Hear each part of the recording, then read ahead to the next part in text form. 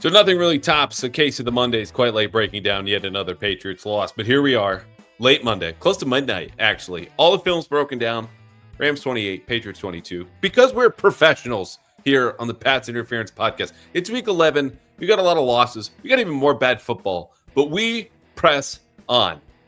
And yes, we're grateful there might be a bye week around the corner. But for now, we are grateful for you and for two people in particular because we will get to the offense and the defense. And we've got what would NFL film say? And we got game balls. Actually, not game balls. We have We Need to Talk, which goes in place of the game balls because the Patriots did not win. No mailbag today. But the two people I want to thank right off the top are two listeners to this show who made possible the raising of more than $1,000 for the Leukemia and Lymphoma Society, which if you listened last week, you heard we were auctioning off 2 tickets to this game that were donated by Nick Roy, who will be on the show soon. Nick, I'm going to reach out to you soon. We're going to make this happen. And then won by our guy, Kevin Wallace, who donated $525 of his own money and then got his father to match all that money going to LLS for $1,050. And he got a 20th row seat, I think it was in the end zone, to this loss. Yeah, sure. But did a great deed and got to a football game. And I brought together two strangers to me, two strangers to themselves, whatever way you want to spin it around, to raise money for a good cause. So, yeah, we got some bad football. But damn, that was all of our good deeds for the day, for the week, for however long you want to count it. Thank you to Nick and Kevin for making that possible. Kevin also will be on the show at some point if we can make it work. This weekend has been quite busy for your boy, so we will press on. One more housekeeping note. As I said, no mailbag today. We are going to record later this week with Ted Johnson, and that'll be a little bit earlier. It's going to be Wednesday. So we'll do a little bit of, Rams recap because he and I were texting the other day.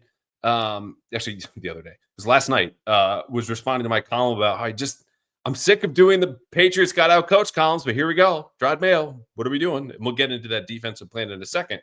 Anyway, Ted will be on the show. He'll have thoughts. We'll get you ready for Miami over the weekend. And spoiler alert, I will have another edition of Travel Tales at the very end of this episode, the Monday night episode next week. And in that episode, I will be telling you about going to a University of Miami game because I bought 2 tickets for myself and my cousin who goes to UM and just turned 21. So hijinks will be had later, maybe for the show, maybe not. But the point is, I bought those tickets on Game Time, which is a sponsor of the podcast. And even if they weren't, I go to Game Time like I did for all my tickets because they've got a lowest price guarantee.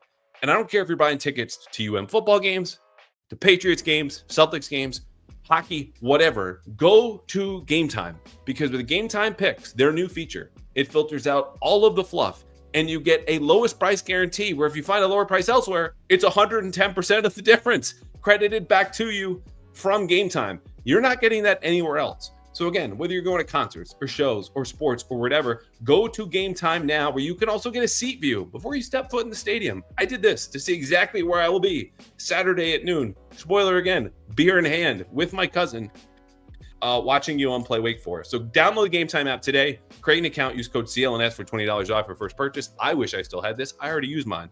Terms to apply. Again, create an account at Game Time and redeem code CLNS for $20 off your first purchase. Download Game Time today. What time is it? Game time. Now, let's get to the football, shall we? So 2 things when we start off the top. We're going to go big picture, get to the offense, defense, tiny bit of special teams. I'm not going to do the in-game management stuff. I'll tell you right off the top. I will say I disproved of Jerod Mayo not going for a touchdown, 4th and goal at the 2-yard line.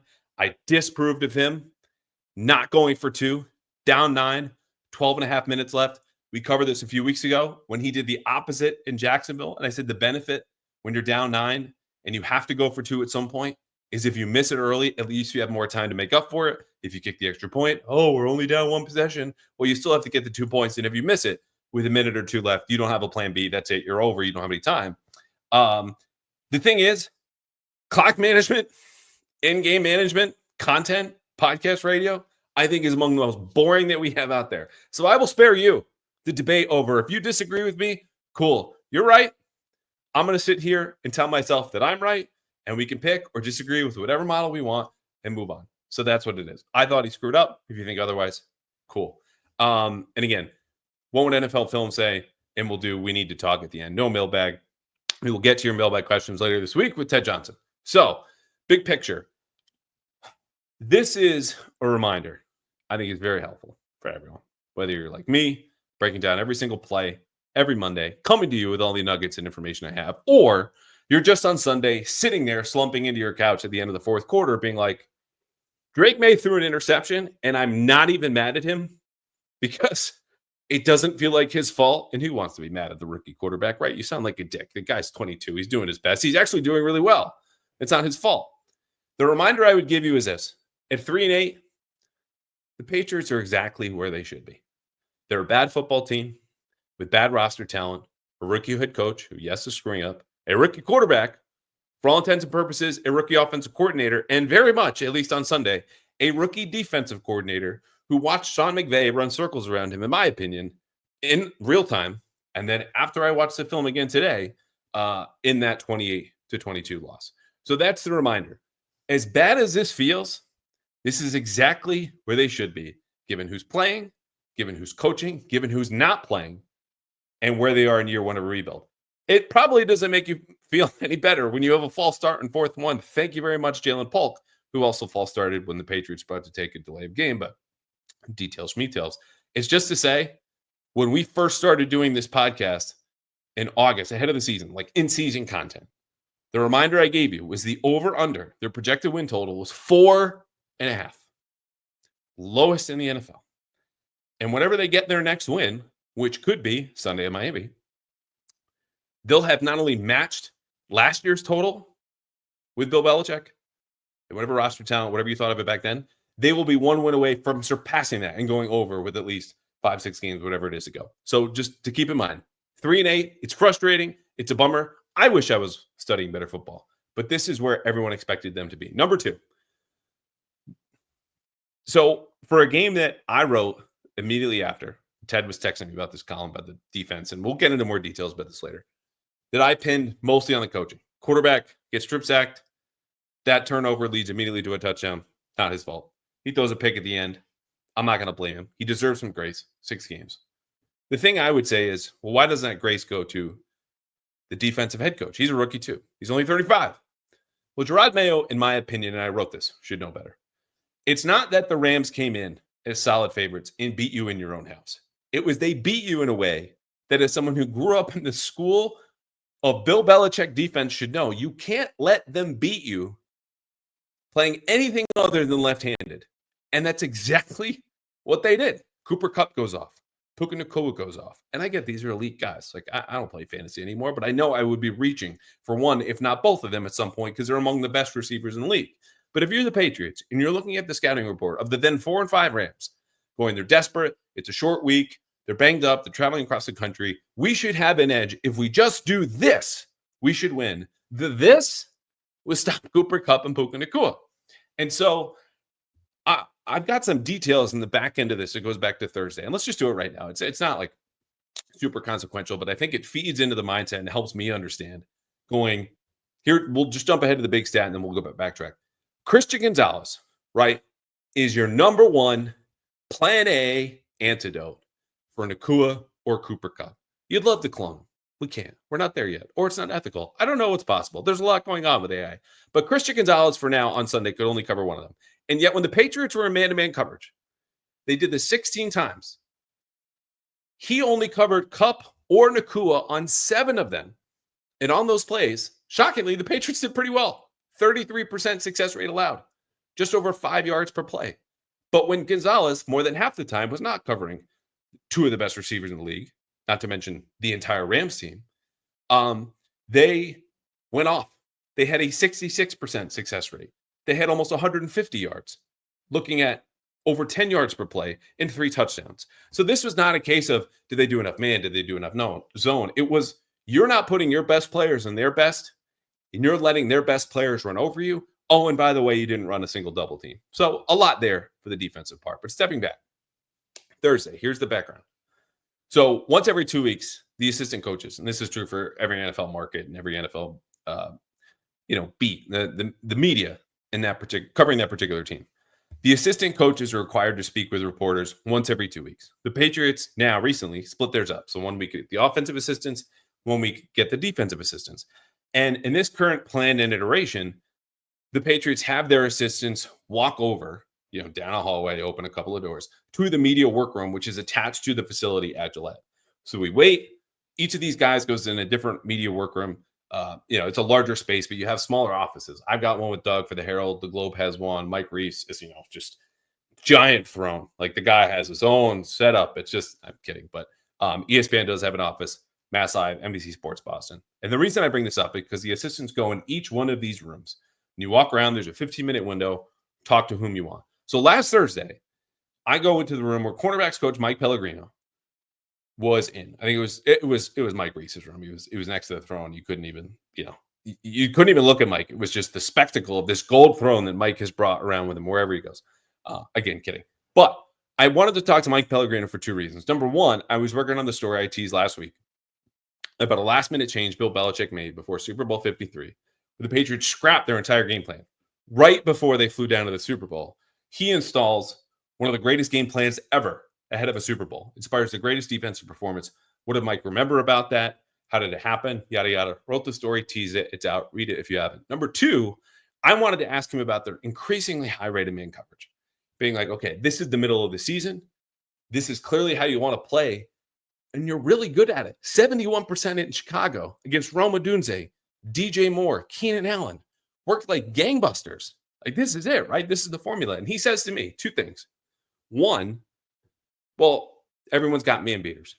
You got to be very careful. Route concepts, plays, motions to unshackle themselves, offenses, receivers from man coverage. So if you're just in man the whole time, teams are going to dial stuff up against you. Okay, but that's why you practice against it. And not immediately thereafter, but a couple minutes later, he goes, DeMarcus Robinson, we got a number on him for his 40 time, whenever he ran it in college. But that's way too slow. He's fast. He's big. He's crafty at the top of his routes. He's a problem. DeMarcus Robinson, you might notice, we don't call him Cooper Kupp. We don't call him Puka Nacua because he's not either one of those guys. He is the Rams' number 3 receiver. And so I bring this up to say, on the last play of the last meaningful Rams drive, okay, right before they kneel the clock out, it's a third down. There's a bunch set to the left.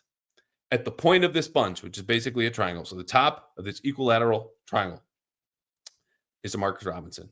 And whether it was by the play design called in by DeMarcus Covington, the defensive coordinator, or a pre-snap check made by Jalen Hawkins, you can clearly see gesture. This is just about 2.5 minutes left in the game. The Patriots doubled DeMarcus Robinson. Cooper Kupp gets singled up. At least Christian Gonzalez was on him this time. And Puka Nacua gets singled up. And Nacua gets the target. We're going to see how long I can keep calling him Nacua because it just feels so GD, unnatural. Puka gets the target. Puka gets the target. It's deep down the left sideline. It's incomplete for Jonathan Jones. But the Patriots doubled DeMarcus Robinson. So when they're playing a high rate of man coverage, it finished just below 60% in passing downs. And on fewer than half of those snaps, Christian Gonzalez is actually on a receiver that you and I would think is the most dangerous to the Patriots, but he's not. I don't know if it's they had an overly healthy respect for DeMarcus Robinson, but if it wasn't that, it was the fact that they had too much respect for Sean McVay, who even still ran circles around them because we don't even need to get into the deeper numbers and the average of this and that, how they, when the Patriots basically went base personnel, he threw for over 200 yards. I'll get to that in a second. And when they ran the ball against the Patriots later personnel, it was over 6 yards a carry. It's just the fact that they had 4 touchdown drives in 5 possessions in the middle quarters, second and third. And the field goal drive in the middle was a chip shot that probably should have been a touchdown. So that's 5 straight drives that Sean McVay goes, oh, so this is your plan. You're going to keep Christian Gonzalez in the boundary, which I wrote about after the game, and have rewatched today and really haven't been moved off of my stance that was a mistake.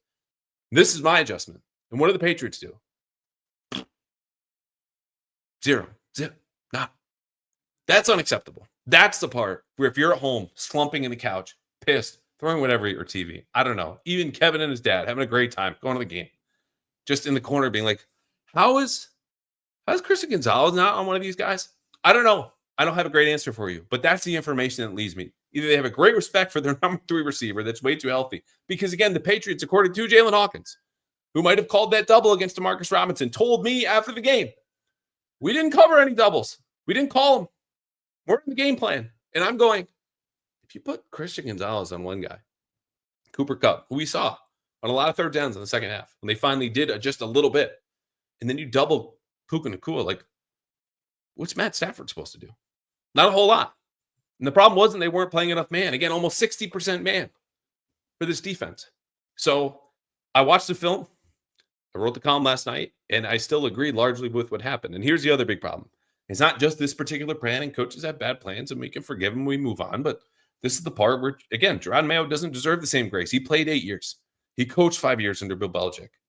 Under the do your job and dismiss the media, the next commandment for the school of thought is take away your opponent's strength. And instead, they let them run wild.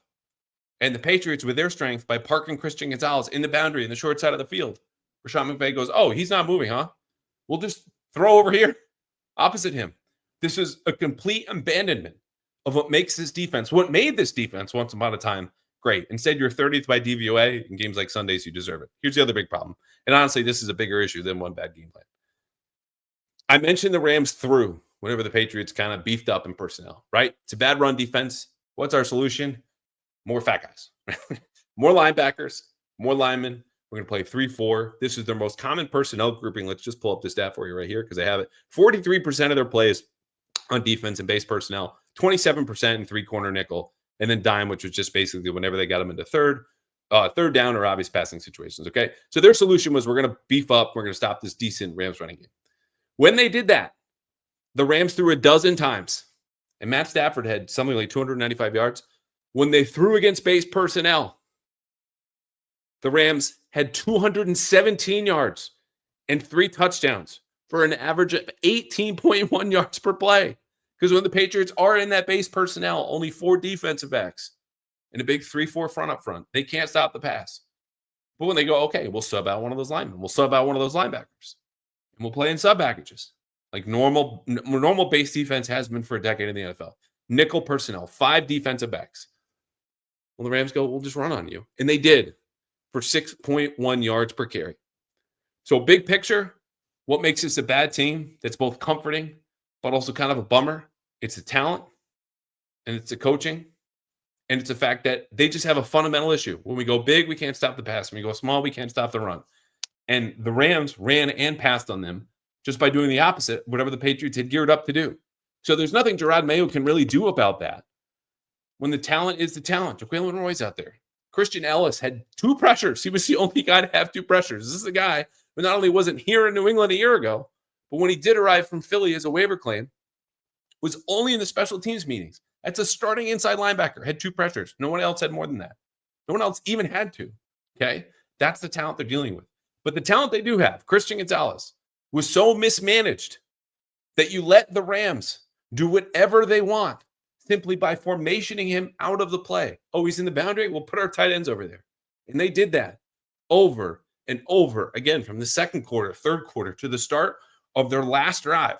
18-yard gain for Cooper Kupp, working the slot, right side of the field. Because Christian Gonzalez, where was he? The left side, away from one of the best receivers in football, who, granted, the Patriots could still win, but it had nothing to do with Jerod Mayo. Nothing to do with Christian Gonzalez. Certainly not to Marcus Covington. It was all about Drake Maye. Now, before we get to Drake Maye, who was great, this is the best game, bar none. 30 of 40, 282 yards, 2 touchdowns and a pick.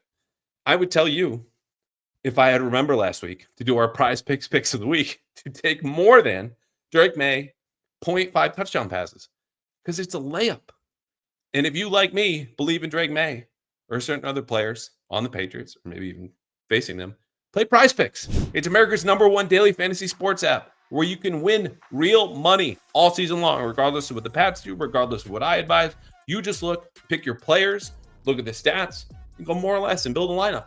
You just need 2 players to build a lineup. And it could be passing yards, it could be rushing yards, it could be goals scored, it could be points for the Celtics if you're watching it a late night. Just download Prize Picks today, because when you make as few as 4 correct picks, you can win up to 100 times your money by looking at the players, looking at the stats, and each one going more or less. And that's it. And when you sign up today with Coach CLNS, you get $50 instantly after you play your first $5 lineup. That's $50 for putting down 5, which you might win and double or triple anyway, but only at Prize Picks, where you can also now use Venmo. I do. It takes 15 minutes. You put your money in, get it back in, back out just as quickly but only if you sign up today with PrizePicks. Code CLNS, get a $50 deposit bonus as soon as you play $5. Download the app today and use code CLNS to get $50 instantly once you play your first $5 lineup. PrizePicks, run your game. Drake Maye, a lot of mores for him. Again, 30 of 40, 282 yards, 2 touchdowns and a pick. His most accurate game of the season, 81.6 adjusted completion percentage. This was a game where he was good pre-snap, he was good post-snap. He created outside of structure, but he played on time. He evaded pressure, but didn't scramble too much, where you risk the unnecessary hits that really kind of get you into trouble and maybe have a concussion, maybe not.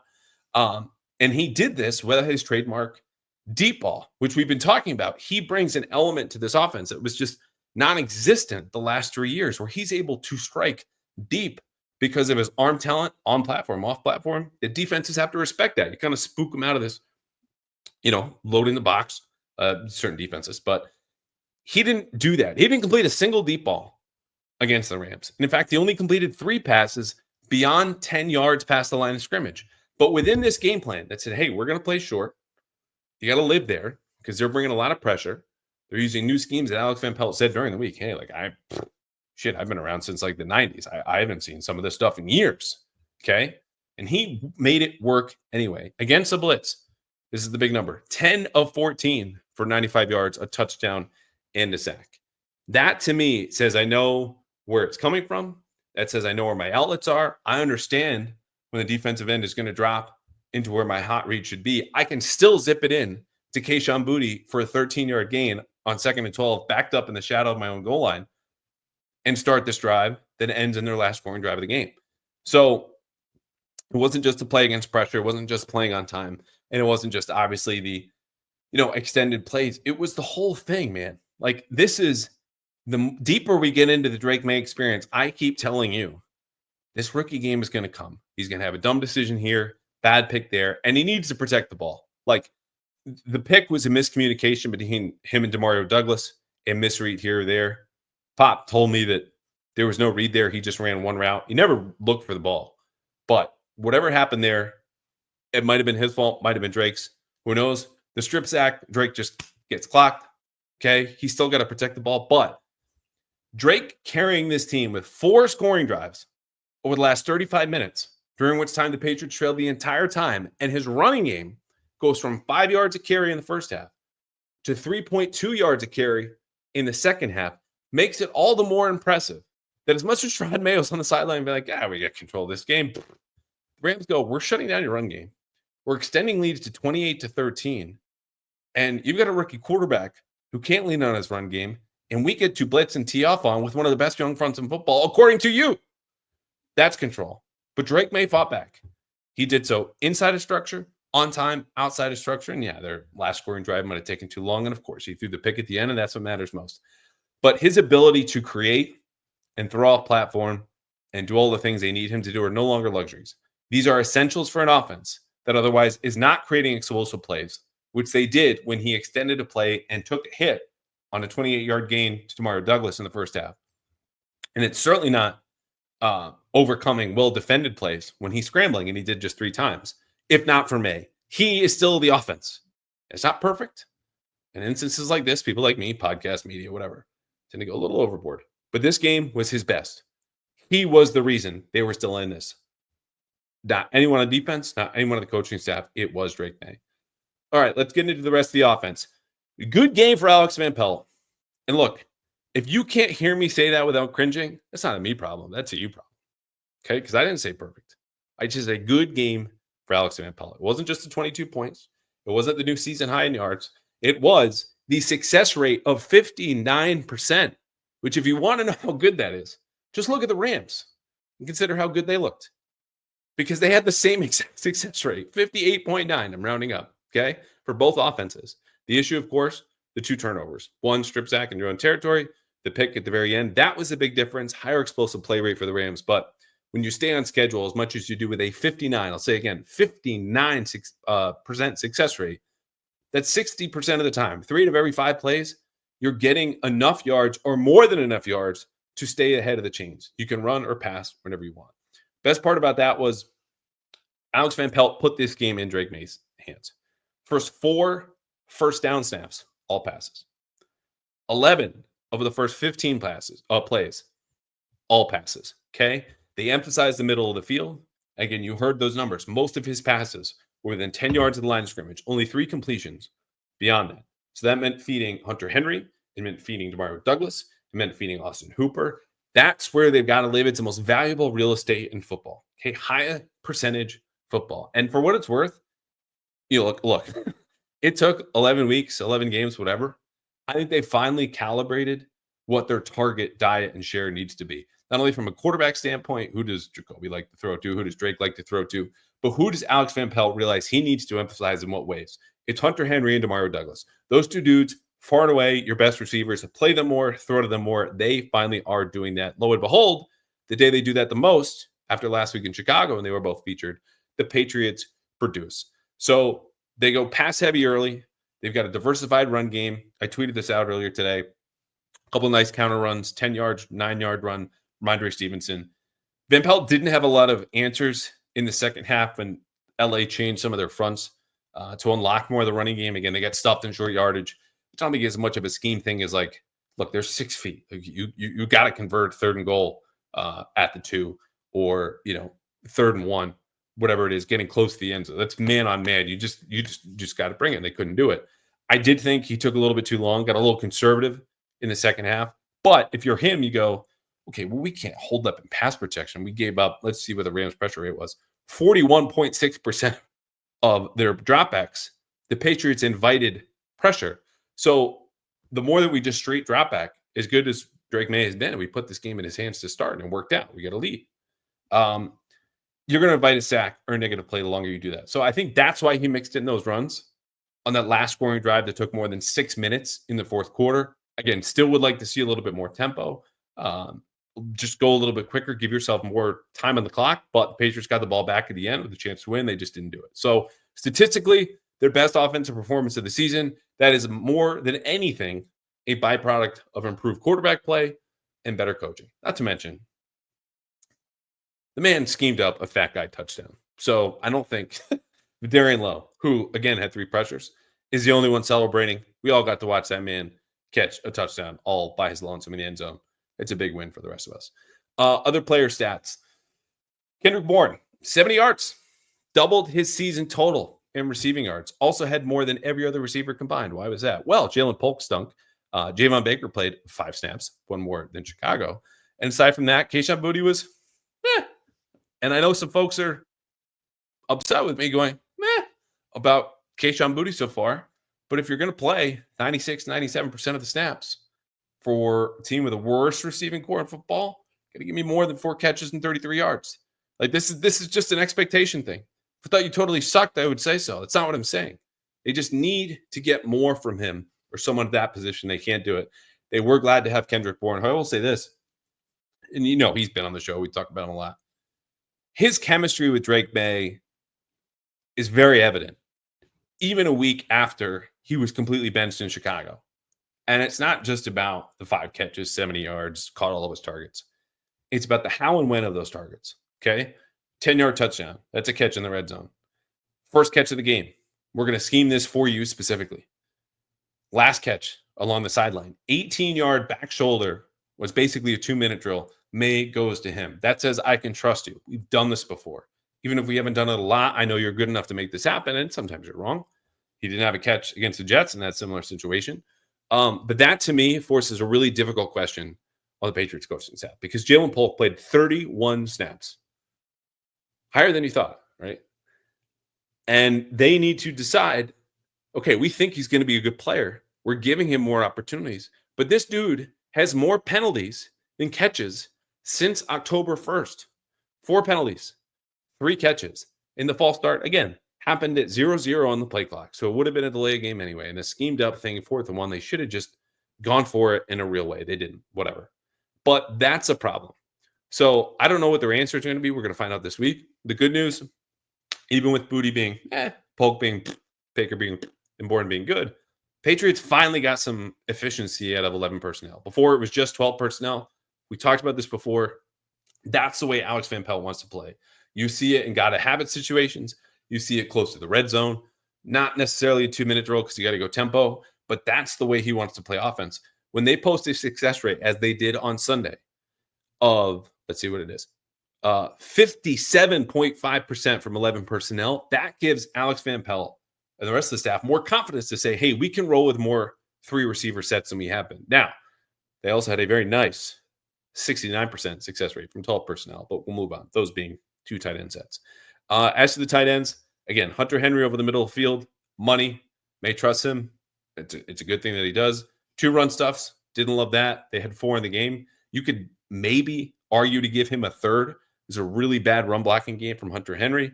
Austin Hooper, according to some in the locker room, was banged up after the game. That will be key to watch because, again, Patriots want to play with 2 tight ends who can run block and catch. One's out. What are you going to do? Because Jaheim Bell, not exactly a guy you can count on to run block or catch passes when he's running slant patterns. So there's that. Up front, Michael Jordan, left guard, only O-lineman to escape with a clean sheet, meaning no pressures allowed, no run stuffs allowed. Defenses are still attacking him in stunts and twists. Same could be said for center Ben Brown, who, like Austin Hooper, was seen left hobbling a little bit, and we'll see what that brings in practice this week. Rough day in pass protection for the tackles. Vidarian Lowe already said 3 pressures allowed. Demontre Jacobs, I had him down for 4, a sack and 3 hurries. Ben Brown also 3 sack, quarterback hit, and a hurry. Drake Maye, I thought, invited a quarterback hit and a hurry. 1 for Michael Wanu, good game. Ramondre Stevenson had 1 hurry allowed. Not a lot of shake and bake from him. And it's not just because, again, they diversified the run game. Good ongoing trends like we saw in Chicago. 3 missed tackles forced. He has 7 in the last 3 weeks. That's the same total as he had 4 weeks ago in 1 game against the Jets, who blew, according to ESPN, 20 tackles in that 1 game. But I wonder if he's starting to feel a little bit worn down because I wrote my film review for the Herald. There wasn't a lot of difference between him and Antonio Gibson. And Stevenson got many more reps. And Gibson was fresh because he basically didn't play against the Bears in Chicago. But it's just something to monitor. You want a little bit more juice, a little more, I can create this on my own. Like we saw a lot from Stevenson, obviously in the opener against the Jets and some spurts. But I'm curious about his workload moving forward. I think that about covers it for the offense. Protection, we talked about the running backs. We did the receivers. Drake, again, was great. Play action rate was about 24% higher than normal. Not off the charts production, but you like to see that continue to go up and up. The issue wasn't staying on schedule. I think that's the reason Jerod really said they felt in control, right? They were ahead of the chains. They were moving. This is how they need to play. He's got to learn, though, that time of possession means virtually nothing. Like the quantity of time does not compare, just like in life, to the quality of the time. Okay, the Rams scored quickly. Boom, boom. Whether they had short fields or explosive plays or neither, or whatever it was, they got on the board. That's what counts. It's cool the Patriots like marched and marched and marched and marched and marched. Did you win at the end? More often than not, no. Their red zone efficiency 205. The Rams 304. Okay, let's get to the defense. I talked a lot about this. Again, when the Patriots went big, the Rams threw for 217 of, I've got the actual stats right here. Let me pull these out. So when the Patriots went base personnel, 43% of the time, good job stopping the run. Good job.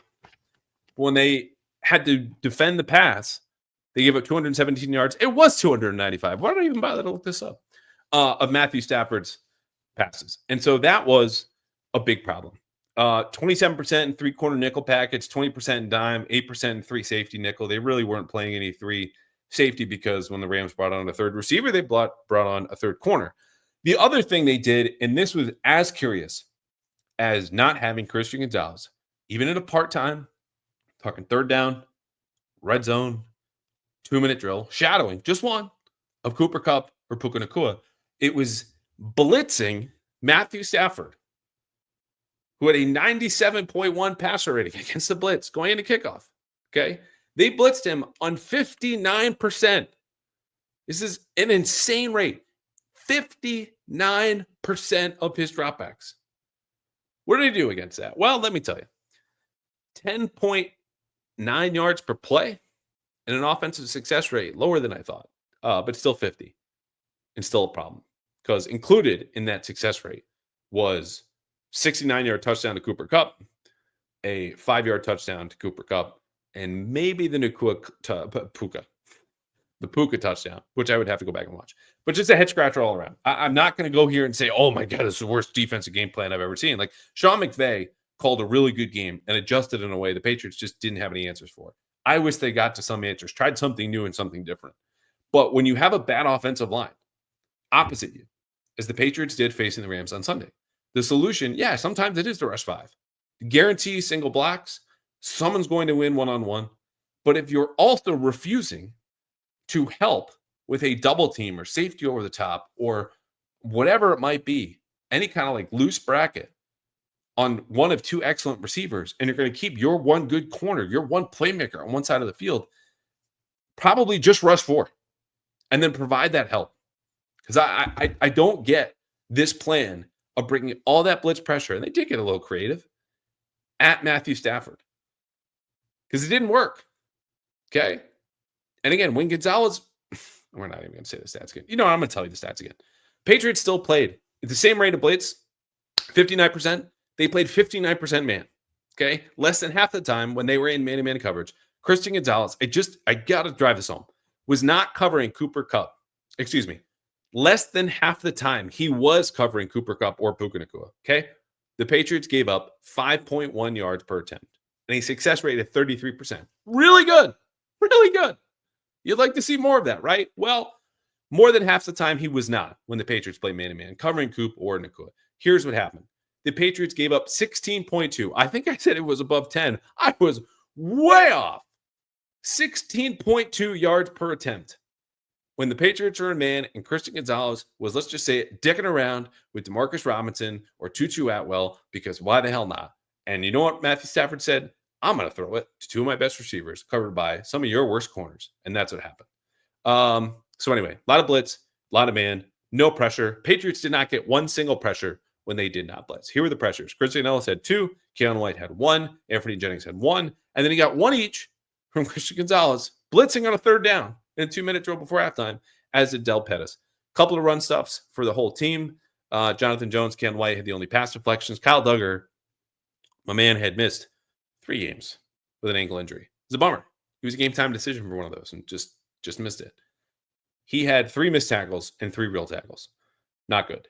But the good news was, and shit, what is it, 37 minutes into this?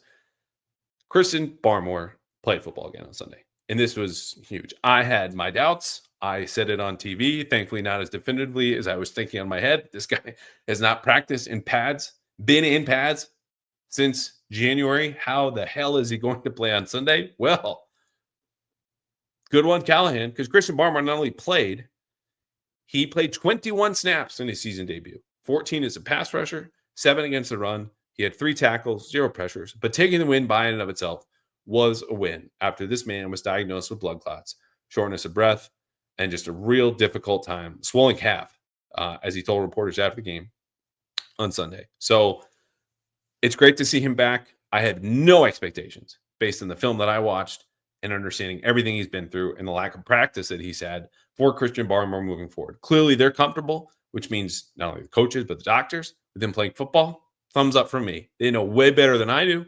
I hope the best is still yet to come for Christian Barmore. That aside, the pressure was an issue. And we talked last week. 9 sacks. Big deal. Great job. Pass rush. Really started with coverage. We broke it down. When the coverage faltered, as it did, no thanks to the game plan, so did the production from the pass rush. But this was bad. And when you start in the back, you look at Jonathan Jones. Gave up 3 catches, including the Nacua touchdown. I keep going back and forth in Nacua Puka. The Kupp touchdown, 69-yarder. He gave up 4 catches, most of the team. Was in coverage on Matthew Stafford's incompletion, the last throw that he attempted. But Stafford regularly beat pressure, whether it got there or it didn't. And this was just a game where you go, I don't get it. I don't get it. And I was saying it in the press box to Doug, Mike Giardi. Maybe it's why we wrote similar things, but that's just your going. Christian Gonzalez has got to cover somebody. They disagreed. Last couple notes. Yannick Ngakoue played 14 snaps. Welcome to New England. 11 as a pass rusher. Came inches shy of a hurry. This was one of those rewind, go back and forth. Did he get a hurry? Did he not? Was Stafford affected? In those instances, tie for me usually goes to nope. It's one of those, that age-old Supreme Court ruling. When you see it, we're not talking porn. We're just talking football pressure, okay? And so I didn't give him one. Others might disagree. I think he will get better, but I would be surprised if he plays more early downs than he did Sunday because his whole career, the book has been, and it's been a very good book.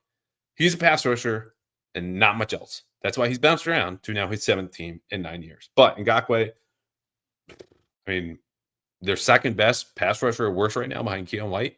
I think that's it. Other than that, Marco Wilson got released today. He played 9 snaps, not extensively. Thank you, Adam Schefter. He was involved in a couple of coverage busts, which I'll end on this for the defensive part because we talked about the man beaters, and it's not just the plays themselves that they're run, but there's a lot of motion involved when you defend the Rams and Sean McVay. And if you were to have Christian Gonzalez shadow Puka Nacua or Cooper Kupp, he's going to get involved in a lot of those. And it doesn't mean he just gets tired, but you're going to have last-second decisions forced upon him and any corner that's nearby. Are we switching? Or are we going inside and out? Who do you have? Does it depend on the route? Or are we just going to keep trying to have this, even though that whoever has a head start, meaning the receiver, has an advantage right now? Those are things to sort out. Well, Marco Wilson in his 9 snaps gave up 2 catches or was involved in a bust in which he and another corner gave up 2 catches. I don't think that's why he's on the street today, and I'm sure he'll land with another team soon. But I also don't think it was a non-factor. So those are things to consider. These are also schemes and motions where when the Patriots were in zone, you would see this left to right motion. Nacua comes across the formation. They snap the ball in that little Miami cheat motion, right? And he goes outside the receiver on the right side. And he starts on the left, goes behind the line of scrimmage. There's a receiver on the right, and he wheels around that receiver. And what that forces the corner to do on that right side, watching Nacua incoming, is to widen out, okay? So he goes in the Nacua, he's got a head full of steam, and he's going up the sideline. He's outside that receiver who started on that side. And with that receiver who's on the right, as the Nacua comes over from left to right, he just goes up, takes 5 steps, turns around. Because his guy got widened out and taken off by a new guy. And when they're in zone, that stretches out the zone as intended and leaves him open space. So they hit them over and over and over again. That's a concept. I'm just going to say watch Sunday at Miami. This is something the Dolphins did a year ago in New England, not their last matchup, but 2 seasons ago, 2023, week 2, over and over again. They love that spot. Slot, they can tell you're in zone, we're going to widen you out. No one's trailing. Just a little curl, easy money. They did it a whole lot. So Marco Wilson, not the reason that you were cut, but didn't help. Special teams. Blocked extra point in the 4th quarter. Can't have it. I mean, this is the 2nd block kick, including a field goal against Seattle. Patriots have had this year. Jeremy Springer, special teams coordinator, came from the Rams. Guys in the locker room supposedly told reporters afterward that they saw this on tape, and it was pressure given up between Lycia Smith and DeMontre Jacobs, offensive linemen who were on the right side of the field goal block, and they stuck through and jumped up, and you can't have it because that made that a 2-possession game. And 12 minutes ago, you would think that might have been the game right there. Patriots obviously get the ball back, force 2 punts later with Christian Gonzalez covering Cooper Kupp. But other than that, the only things you look at on special teams were Jerod Mayo declining to kick a 54-yarder in the first half. The wind, according to the flags at the top of the stadium, this is the scintillating stuff we bring in the 44th minute of the Pass Interference podcast, was blowing in a way that was behind Joey Sly's back. But on the field, the little flags at the top of the field goal post were not going anywhere. They said, it wasn't really in our favor. Okay, well, it was either doing nothing or was at your back. They chose not to do it. Sly had an inconsistent warm-up. That, to me, probably was the overriding factor. Whatever. If it's on the line, punt. I don't love it. I get it, though. The other thing about the special teams on Sunday is Javon Baker got yanked off of kick return, and he had a kick return to start the game that went 46 yards. And Jerod's telling reporters this morning in a video conference, hey, we didn't really know what he was going to do. He didn't execute the way we wanted. And I don't know about you at home. If I'm a 4th-round rookie receiver, I play wide receiver. I'm paid to catch a football. And I played 9 snaps in the last 2 games. And that's, I don't know, off the top of my head, at least half of his season-long snaps on offense. Or maybe just under. Don't bite me for that. I am at least going to do what I'm told when I know I'm getting the ball in kick return, even if it means taking a knee. Javon Baker had other ideas. So if you're wondering why he cannot get on the field, it's because he won't obey simple instruction on a very simple play. Doesn't mean it's easy, but it is simple on kick return. Because then he got replaced by JaMychal Hasty. So no one really cares about the Patriots changing kick returners in week 11. But if you care about the future of Javon Baker, that's a moment you have to remember and be like, what's his problem? I don't know. Studs and duds. What would NFL film say? And we need to talk. Let's just do the we need to talk now. It's coaching. It's coaching. Again, I'm not going to belabor the point. If you want to be an aggressive football team, if you want to create edges as an underdog, you got to go for it. 4th and 2 at close. Trick plays if you need them. Something bold, something to inspire your locker room. And if not, you need to give them an advantage on the sideline as Sean McVay is throwing when you're big, running when you're little, and having success doing both. Because even Devon Godchaux told you, Jerod Mayo, DeMarcus Covington, actually he told us in the media, yeah, Sean McVay, great coach, outstanding coach, got a lot of respect for him. We should have won this game. And then he goes, but that's Sean McVay. It's not a shot. Maybe it's a shot. I didn't take it as a shot at his coaches, but we need to talk. Our segment in place of game balls goes to the coaches being like, if you're not doing it with your in-game management, if you're not doing it with your in-game adjustments, if you're not doing it with your initial game plans, what edge are you giving the Patriots right now? I would argue very little. What would NFL film say? Oh, I promise you studs and duds. These are in the film breakdown. Kendrick Bourne, all 5 targets, thumbs up. 70 receiving yards, double thumbs up. Drake Maye, creating outside of structure, adjusting to pressure, new season high for passing yards. Really, really good stuff. Duds, coaching, pass rush, again, below average offensive line. Got 0 pressures without blitzing. It's a problem. Jonathan Jones, tough one. I will say he was accountable. This isn't just like, oh, we talked to the media. What a brave guy. Some guys don't want to do that. After the game or a day after the game, he did both. That's a stand-up guy. Owned his mistakes. Hell, he even tweeted about it Sunday night, being, I owe my team better. Some guys wouldn't have even thought it was their fault. John Jones knows better. He's a guy you want in your locker room. That's probably why they didn't trade him. What would NFL film say? Man, I got to tell you, this is going to be quick. Not because I'm losing my voice, but in this documentary about the Patriots 2024 season, they hammer home everything that happened in Chicago. It's a big win. Okay, we talked about this 19-3 last time. I don't think they bring up the Super Bowl stuff from 6 years ago, but there is an element of Drake Maye getting to an early lead, Sean McVay coming, first time for McVay in New England, by the way, against the Patriots, back and forth, the history. I think there's a lot of emphasis on Maye.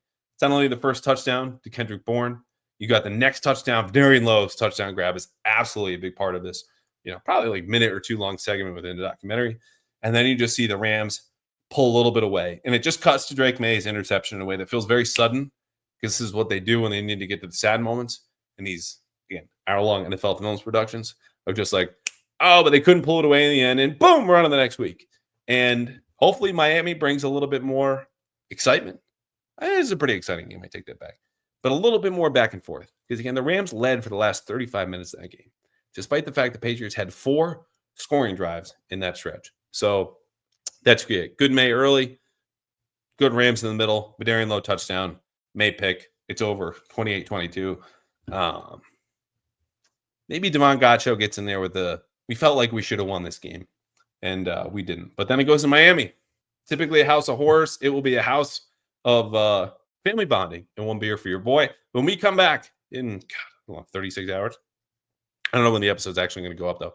It will be me. It will be Ted Johnson, 3-time Super Bowl champion, answering your mailbag questions, talking about Pat's Dolphins, talking about a lot of other stuff. Plus Nick Roy, whenever I can get him on the show. Thanks to him and Kevin Wallace for raising more than $1,000 for the Leukemia and Lymphoma Society. You guys are awesome. Thank you for listening. Thank you for donating. Thank you for just being good people. So until then, thank you all. We'll see you next time with Ted Johnson.